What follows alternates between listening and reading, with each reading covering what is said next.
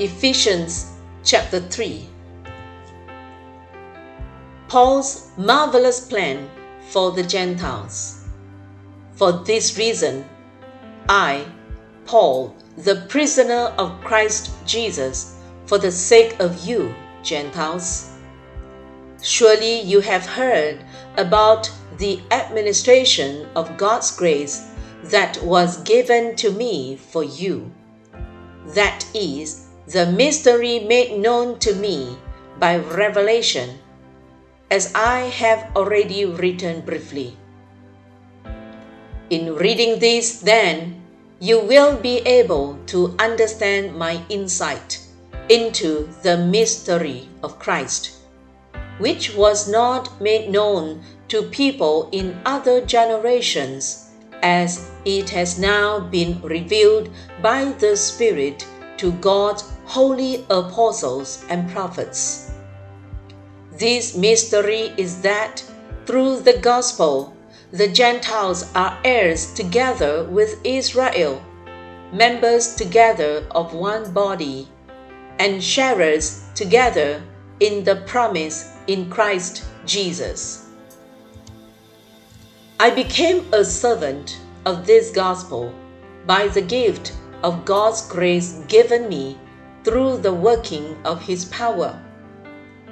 Although I am less than the least of all the Lord's people, this grace was given me to preach to the Gentiles the boundless riches of Christ, and to make plain to everyone the administration of this mystery, which for ages past was kept hidden in God, who created all things.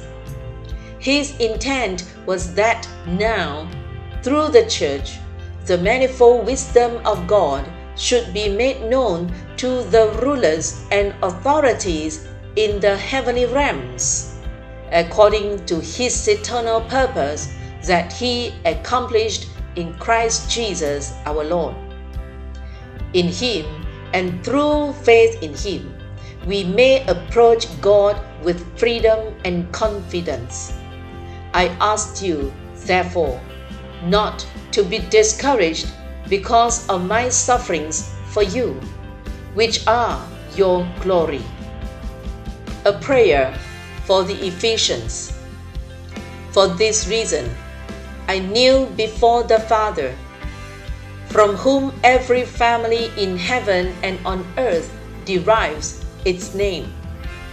I pray that, out of His glorious riches, He may strengthen you with power through His Spirit in your inner being, so that Christ may dwell in your hearts through faith.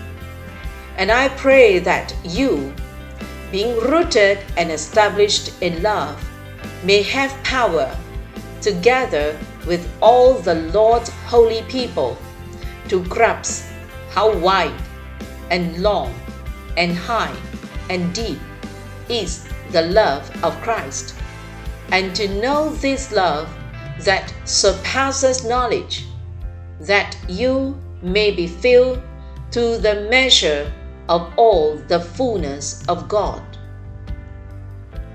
Now to Him who is able to do immeasurably more than all we ask or imagine, according to His power that is at work within us.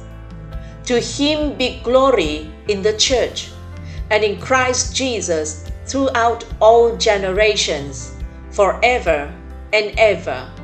Amen.